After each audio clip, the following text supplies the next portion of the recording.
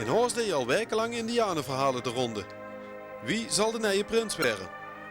En alle twijfel, verwarring en wilde indianenverhalen kwamen gisteravond ten eind door middel van dit fantastische schouwspel. De indianen van deze stam, het zul je de Dreumels kunnen zien, treuren om het verlies van een grote heerser. En dat zul je ex-prins Jan VII kunnen zien. Maar juist als de treurnis een dieptepunt bereikt, gebeurt er iets mysterieus. Het opperhoofd waarvan ze afscheid hebben genomen verdwijnt plotseling in het niks. De indianen stonden te kijken en zien vertwijfeld en machteloos.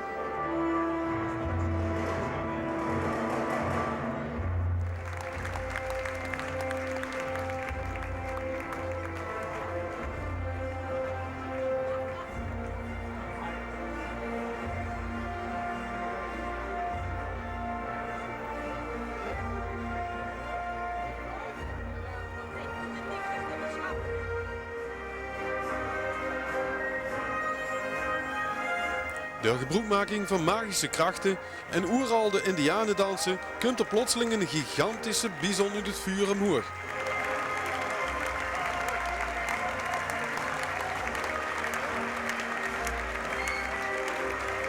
Het fraaie decor is een lust voor het oog. Er is geen moeite te veel geweest om dit toneelstuk te maken tot wat het is. Lof voor de bedenkers en de uitvoerders.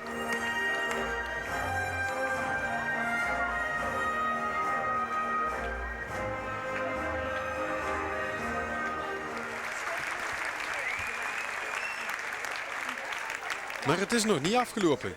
Eerst volgt nog de proclamatie. En langzaam wordt dan duidelijk wie de prins zal zien. Ik kan niet één ding zeggen.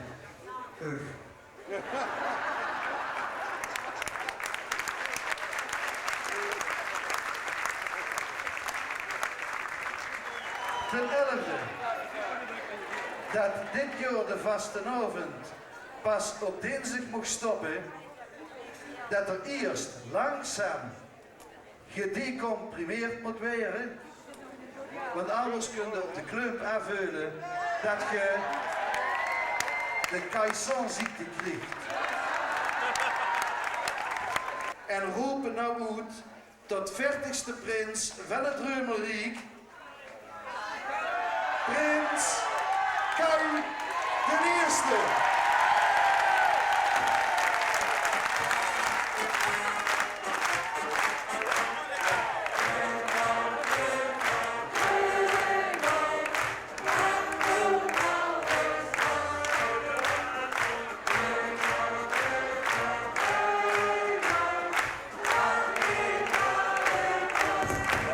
En de nieuwe prins is Kai Kleve, een zoon van kapper Tij Kleve, die overigens zo'n 24 jaar geleden zelf ook prins is geweest.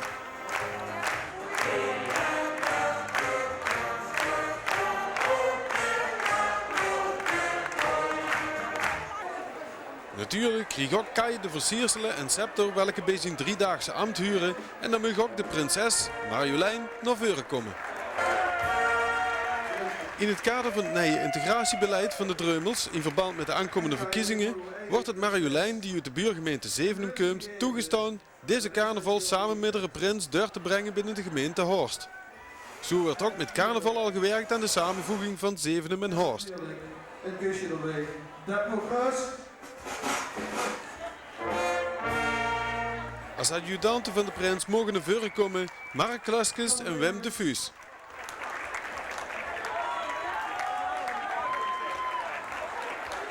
De adjudanten van de prins die hem dit jaar zullen ondersteunen.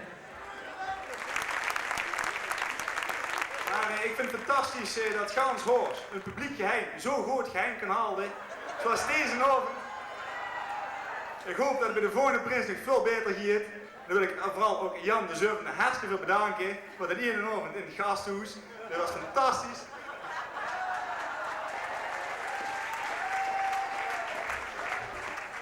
Ik wil met de carnaval deze metal uitroepen tot ons groot stamcafé.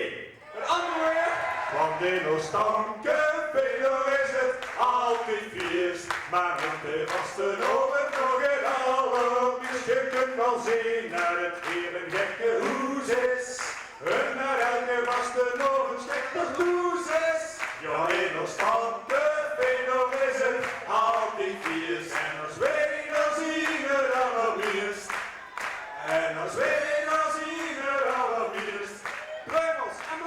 eerst 3 man en